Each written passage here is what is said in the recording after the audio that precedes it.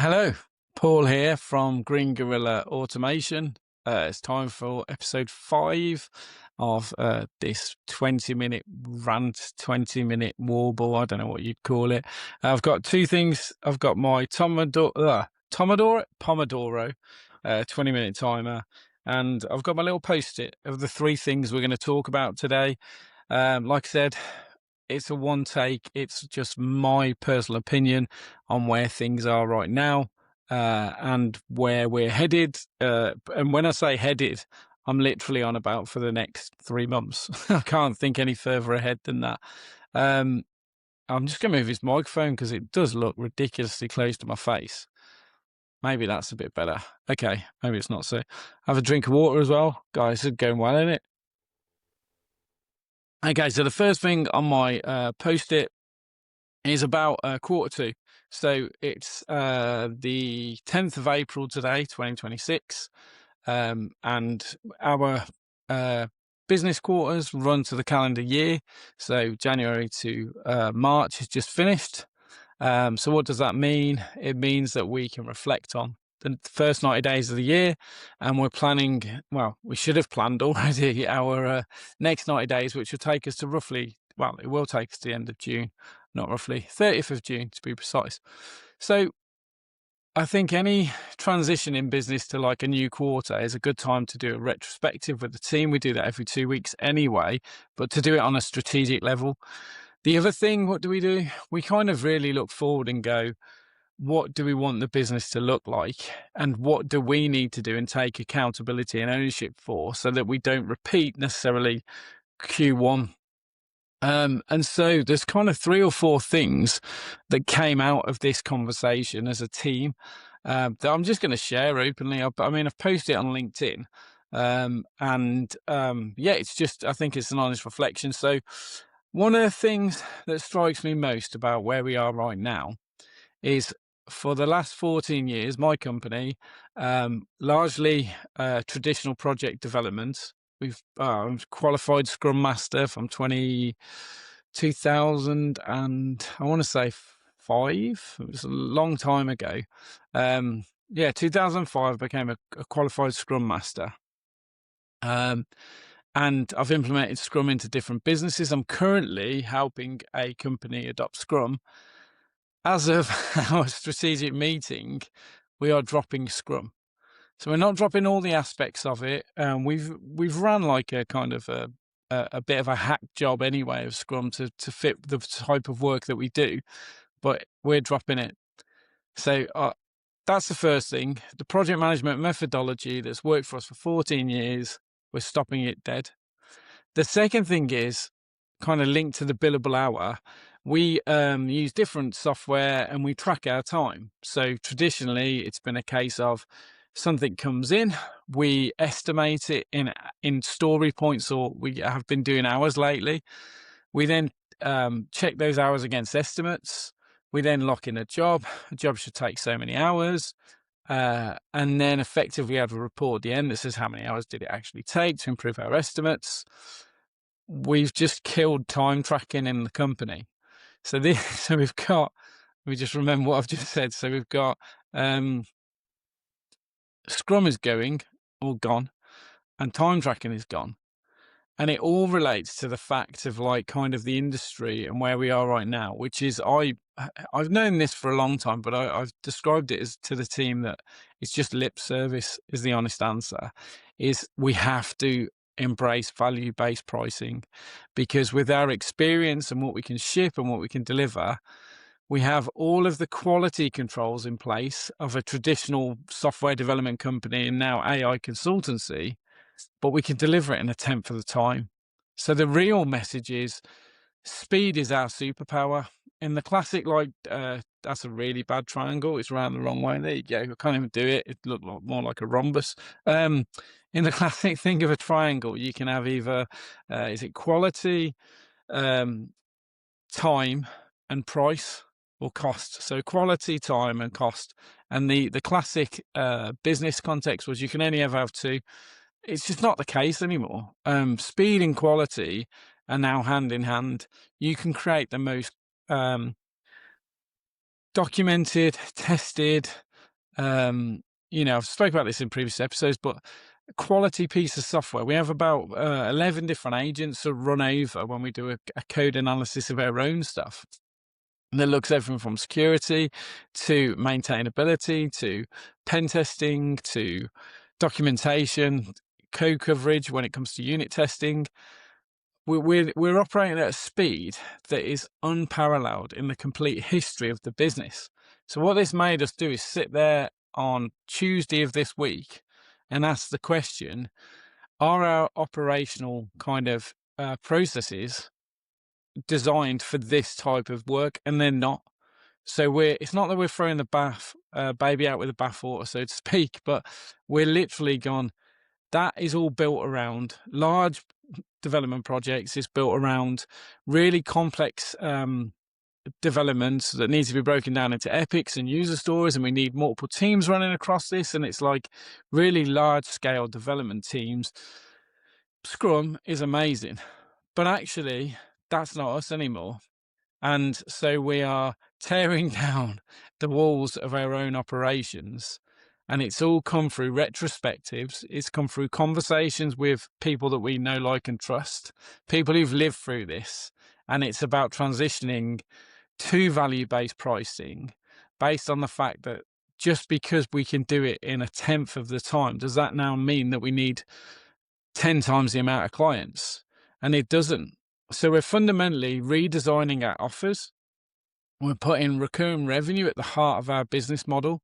We have some clear targets that we've decided upon as a team, and everybody's on board. So actually the Q2 meeting, to wrap this all up, it's about clarity and it's about alignment, but it comes from saying what's not working right now. Obviously we celebrate the successes, but there's fundamentally things in our business that I have trained everybody in, that I've said, when you're on board, this is how we do business, this is how we run GGA, this is how we deliver quality. But it actually appears in today as in Q2, to be working against us. So we're not afraid to literally rip up the rule book and say, well, what replaces it? So, and what comes in our new dawn vision is, well, actually, if we build our business around absolute value to our clients and they pay a recurring revenue, a recurring retainer to be part of our cohort or our team as a partner, we'll just do whatever it takes. We will go above and beyond. We won't be pedantic. We won't look at how many hours we spent and all this sort of stuff. And we won't be transactional. One of the biggest things I think we've lost is that everything becomes transactional and we're not thinking win-win. We're not thinking about humanity. We're not thinking about delivering the best possible quality product and the best possible customer experience. We're thinking, we created 10 hours, so we need to deliver it in 10 hours. And that fundamentally works against every grain of ounce of kind of part of my business being, if that makes sense. That's not who I am. So I've had conversations with businesses this week who offer that value-based pricing already, to just try and process it and go, well, how are you doing it? And what about this? And what about this? And how do you schedule? And how do you estimate? But fundamentally, we're dropping it. And I'm really excited about the fact that we could take on a baseline of customers and we can offer them the best possible experience of working with us and our best possible selves, because we're not going to be limited by hours anymore. And that's really exciting. That's really, really exciting. And how can we do that? Because AI and the toolings that we use and the sophistication that the guys have done and the innovation in the company has created capacity. We've got the same number of clients, we've got the same number of kind of challenges we've always had, but the innovation that the team have brought to solving these problems has created a huge amount of capacity. We will always have limits in terms of how many customers we can take on, but oh my days, can we do so much more for these customers? And I have a genuine belief that if we bring humanity back into these conversations and we try and do our best as a partner to say, well, have you looked at it another way? How can we solve this? And we're not limited by time, then we can create better, more impactful outcomes. Because there was a recent post on LinkedIn that really resonated with me. Jason Fried, or Fried, I don't know how you say his name, but I started my company because of a company called 37 Signals, and they wrote a book back in the 2000s called Rework. And when I read it, it literally made me start my first company. It made me leave being an employee of a like senior developer, and it made me set up my own agency. Um, I've always followed them, and it's everything is about outcomes now because everything's so accessible and speed is there and everything else. Now we need to lean on to the people who've got the experience who can not just produce fast, but produce the right thing first time. And I was guilty of encouraging and training my team to, you know, how much have we sold it for? Okay, and have we delivered it for that? Let's just get it over the line. It's not that we were cutting corners, but if we sold something for, I keep going back 10 hours. We don't do 10-hour projects, but if we sold something for 10 hours, it was literally, and we went over, nothing changed. Like we went over, we had all this data, all this overhead, all this complexity of logging time, but fundamentally we just had a red number on our um, time tracking. We had a red number in zero, our financial accounts, but nothing would change other than, oh, we'll use it to improve our estimates. Estimating is really hard. So everything is being transitioned to the outcome. So going back to the Jason Fried post, what he said is it's always been about outcomes, or every time it's about outcomes, but people don't actually want computers. They want the outcome that the computer can create. People don't want software, and that was a really big thing for me. Is we don't want AI. We want the outcome and the speed and the ability to have productivity.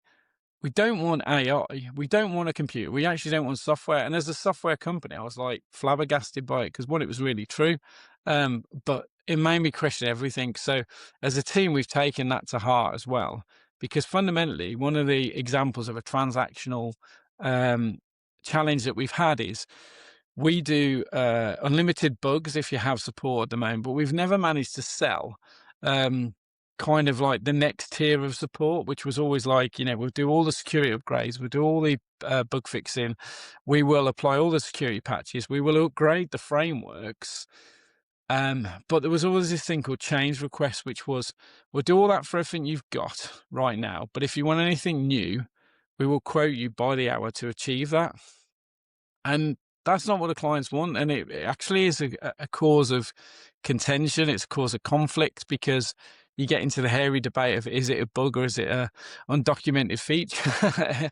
And also you're relying on the client's ability to articulate what they actually want. And what I found that we were doing as a business is we were getting, say, a ticketing, like a ticketing system. We use Freshdesk. We're soon to replace that with our own. But ultimately, a ticket comes in, it says, can you give us a quote for doing this? Very transactional. We were picking it up because we were efficient and we were automating that efficiency.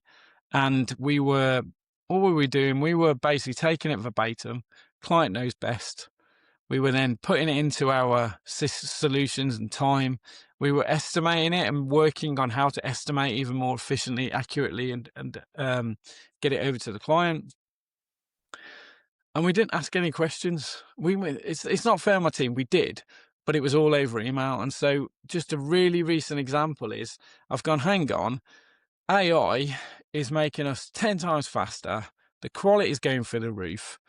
There's no excuse now not to be more human with our clients and even more of a partner, and to invest that extra time and energy we have to really understand what they're trying to do.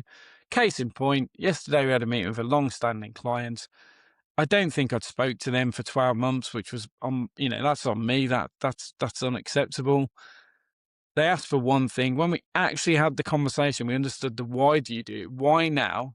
Why is this important? What's the consequence of not doing it? What have you also tried to do to fix this? The actual solution that we are advising is completely unrelated to what they asked for. So you can't underestimate the ability to have a human conversation. It doesn't have to be face to face. Face to face has its own merits, but we do this a lot over Teams. But just the ability to take half an hour, really understand why they're asking for that request. The client will come up with what they think they should do, but often it's not what they should build, and they can actually build far less and achieve a better kind of measurable outcome. So all this is heading towards, it's all about outcomes. It's always been about outcomes. the concept I'm talking about is ultimately, coined value-based pricing. That's been around again as a principle in business for so long. Forget AI. If you're a skilled carpenter and you can produce an exceptional piece of work in half the time as a novice, should you get paid less? That's the analogy my accountant was talking to me about. And the obvious answer is no, because it took you all those years to amass that experience. So if knowledge is becoming democratized, which is really good and accessible, then what's left is people's experiences of the trials and errors, but also knowing what knowledge to draw onto. So where this is all going in my head is we have to stop billing by the hour. How do we stop billing by the hour? We rip out timesheets. Why do we do timesheets? We question that. We question everything. We only go forward on value-based retainers, and we find the clients and the prospects who want to work in that way with us, where we will deliver stuff fast.